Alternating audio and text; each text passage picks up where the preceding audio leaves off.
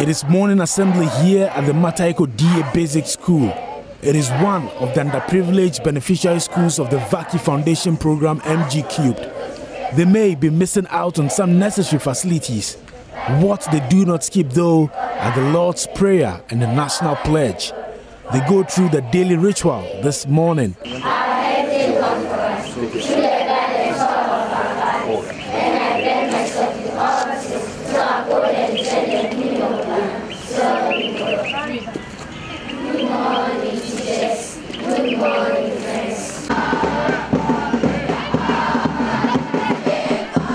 Soon, they'll leave for their classroom singing Arise Ghana Youth. The nostalgia created by this atmosphere moved me to try my hands on the drums in the school.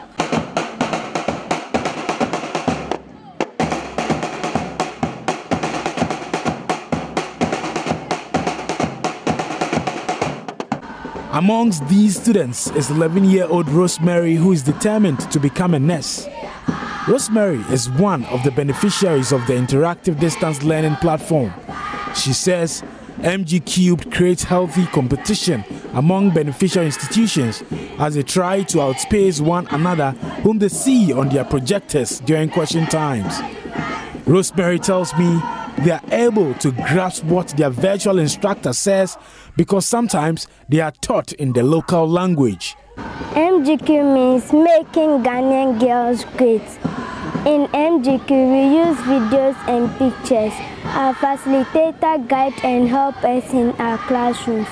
Sometimes they speak different languages when they teach. Sometimes we can raise our hands to answer questions for the other schools to listen to us. So, when you answer the questions, how does that make you feel? It makes me feel happy. Would you say that you are performing better in English and then in mathematics because of MG3? Yes, I'm doing better in mathematics and English. Each MG3 classroom is equipped with technology which includes a computer, projector, satellite, modem and solar panels to provide constant power.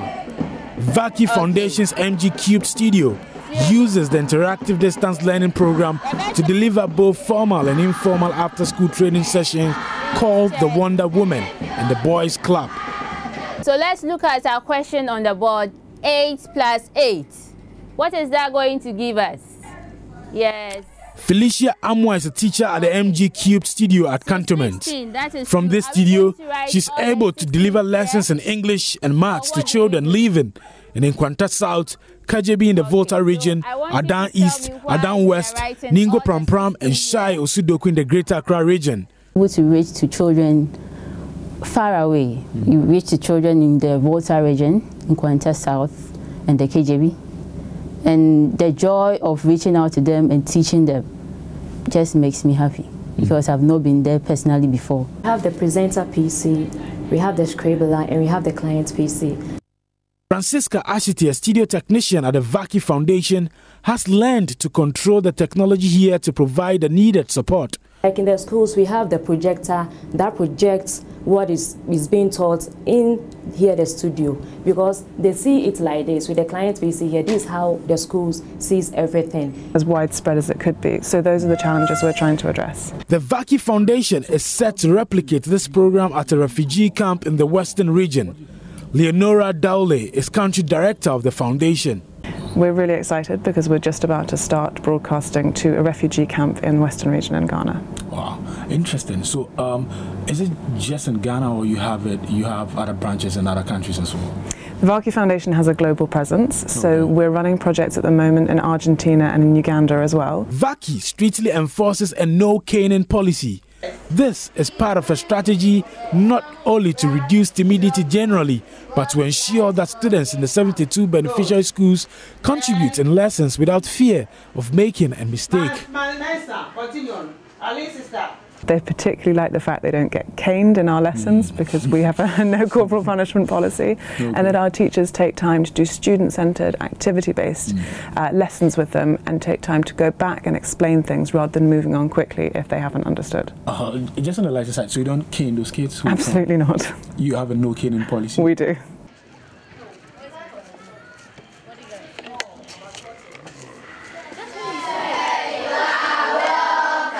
Thank you. How are you? We are blessed and highly favored. Very good. Sit down. Back at the Mataeko DA Primary School, the headmaster James Kojo Adama took me to one of the classrooms. Mr. Adama tells me the academic performance of the students has improved tremendously.